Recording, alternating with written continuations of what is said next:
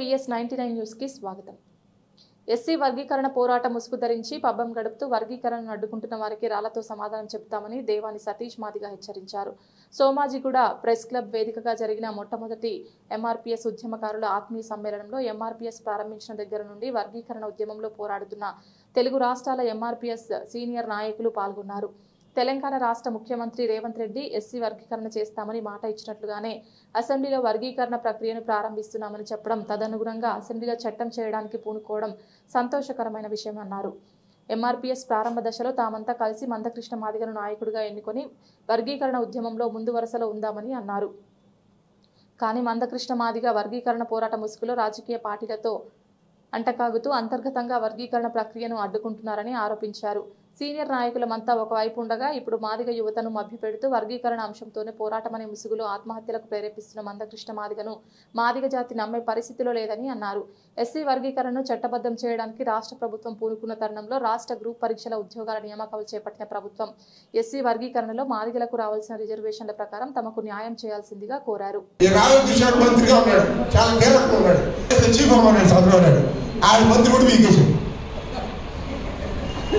అయిపోయింది కదా, మళ్ళీ అందరూ వస్తూ ఉంటు మాలోడు ఎవరికి ఎక్కడికి లేదు తెగబడతారంటారు. అంటే మొన్నే ప్రభుత్వం ఓపెన్గా చెప్పాడు 10 సంవత్సరాలు ఎంట్రెన్స్ వల్ల. మళ్ళీ జగన్ తెచ్చాడు, జగన్ గెలిచాడు, అలవాటు చేశాడు. జగన్ ఇంకోసారి వచ్చా దిక్కు చేస్తానన్నాడు. జగన్ అడుగు పెట్టల. నేను చెప్తాను, జగన్ 5 సంవత్సరాలు ఆంధ్రాలో అడుగు పెట్టలేదు. వర్గీకరణ విషయం వచ్చింది.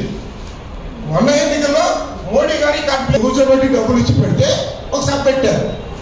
దీన్ని తీసుకెళ్ళి అందుకే తెలంగాణలో బీజేపీని గెలిపలేదు.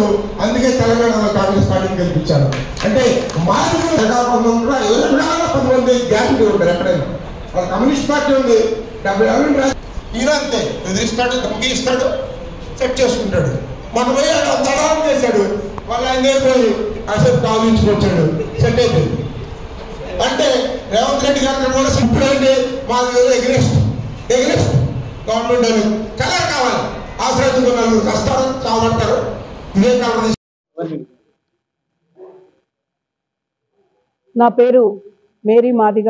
నేను MRPS ఫౌండర్ మహిళా విభాగం అధ్యక్షురాలిని. 94 నుంచి మా నాయకుడు కృపాకర్ మాదిగ, మా సతీష్ అన్న మాదిగ, మా చిట్టిబాబు అన్న మాదిగ, ప్రకాష్, ఇక్కడ ఉన్న అందరూ, ఇక్కడ వచ్చిన ప్రతి ఒక్కరూ MRPS పునాది రాళ్ళు. MRPSకు ఒక రూపం ఇచ్చినోళ్ళు. వీరి త్యాగాల అమరుల తర్వాత ఆడపిల్లల త్యాగాలు, ఇక్కడ వచ్చిన ప్రతి అన్నదమ్ముల త్యాగాల పునాదుల మీదనే ఈరోజు ఎస్సీ వర్గీకరణ ABCD సాధ్యమైంది. దాన్నందరం మేము ఆస్వాదిస్తూ ఆనందిస్తూ పండుగ చేసుకోవాలనే సంతోషంలో ఉన్నాం. కాకపోతే మా దాంట్లో మేము ఎవరైతే లీడర్గా తయారు చేసినామో ఆ వ్యక్తే ఈరోజు జాతికి చీడపురుగా మారి ఈ జాతి హక్కులని మళ్ళీ అరించే పాము గదా, గుడ్లను కదా, తన గుడ్లనే తను సంపుకొని తినే పద్ధతిలో చేస్తున్నాడు. ఇక్కడ వీళ్ళు వచ్చిన వాళ్ళందరికీ వీళ్ళందరూ కలిసి రేపటి నాడు తరిమి కొట్టే రోజు రాకముందే నువ్వు నీ పద్ధతి మార్చుకోవాలని హెచ్చరిక తెలియజేస్తూ, మేమంతా పిల్లర్లం, మేమే ఈ యొక్క పేటెంట్ హక్కు కలిగిన వాళ్ళం. మా ఉద్యమాన్ని ఉద్యమ ఫలితాలు ఏ ఒక్కరికి దక్కడానికి లేదు. ప్రతి ఒక్కరి త్యాగపూరితంతో ఈ యొక్క వర్గీకరణ వచ్చింది. కాబట్టి ఈ వర్గీకరణను మరి కృతజ్ఞత సభ జరుపుకోవడానికి వర్గీకరణ ఇచ్చిన రేవంత్ రెడ్డి గారికి, దామోదర్ అన్న గారికి, ప్రభుత్వానికి, యావత్ ప్రభుత్వానికి, మరి ఇక్కడ ఈ మాకు సహకరించిన పత్రికలు, మీడియా, ప్రజాస్వామిక వాదులందరికీ పేరు పేరున సామాజిక ఉద్యమ నమస్కారాలు తెలియజేస్తూ ఈ వర్గీకరణను మేమందరిని ఆస్వాదిస్తున్నాం. మా పండుగలో, మా కష్టాల్లో, మా సుఖాల్లో మాకు తోడుగా వచ్చిన ప్రతి ఒక్కరికి ఒక్కొక్కరి చరిత్ర 30 ఏళ్ల త్యాగం ఉందండి. అది కార్యాచరణ మానలందరూ మేమందరం రూపకరణ చేసుకొని రేపు జిల్లాలకు, రాష్ట్ర వ్యాప్తంగా 2 తెలుగు రాష్ట్రాల్లో కూడా పక్క రాష్ట్రమైన ఆంధ్రప్రదేశ్ లో వర్గీకరణ జరగలేదు. దానికోసం కూడా ఈరోజు మేమందరం కూడా కార్యాచరణ చేసుకొని ముందుకెళ్తామని కోరు. 30 సంవత్సరాల MRPS ఉద్యమంలో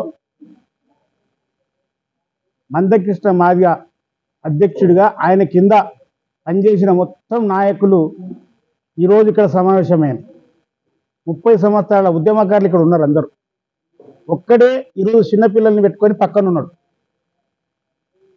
ఇన్ని రోజులు కావాలా వర్గీకరణ అన్నోళ్ళు నేడు వద్దనే మాట మాట్లాడుతున్నారు.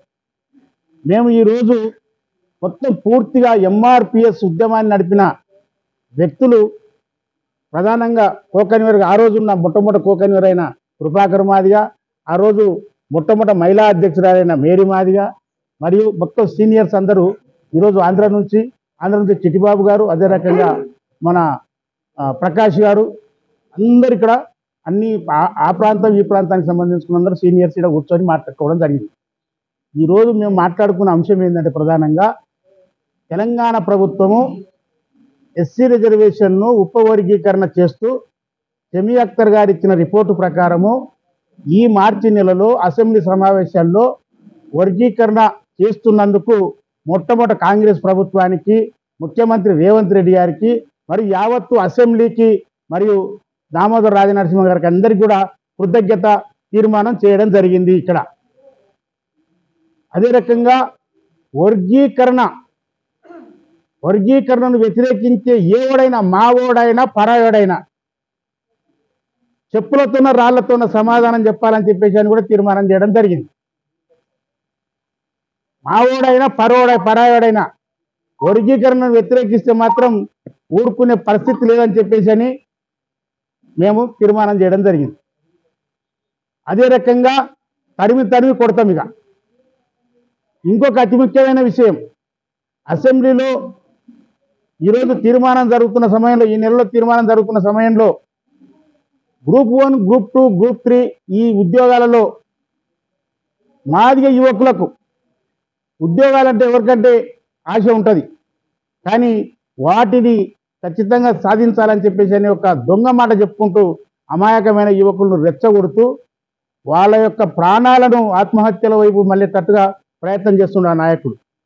నేను ఈ సందర్భంగా ముఖ్యమంత్రి రేవంత్ రెడ్డి గారికి ఒక విజ్ఞప్తి చేస్తున్నాం.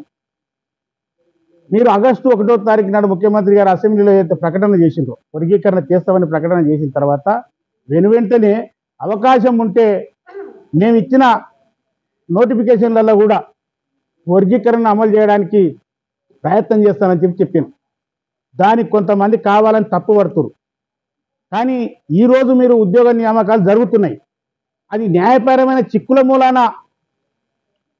అమలు జరగట్లేదా, లేకపోతే ఈ యొక్క నోటిఫికేషన్లో వర్గీకరణ ద్వారా ఉద్యోగాలు కానీ భర్తీ చేస్తే కోర్టుకు వెళ్తే కొట్టుడు పోతాయని చెప్పేసి అని మీకు న్యాయ నిపుణుల సలహా మేరకు మీరు ఇది చేయట్లేదో మీరు దయచేసి ముఖ్యమంత్రి గారు స్పష్టంగా తెలియజేస్తే ఇటువంటి దొంగ దుర్మార్గులకు బుద్ధి వస్తుందని చెప్పేసి అని విజ్ఞప్తి చేస్తున్నా.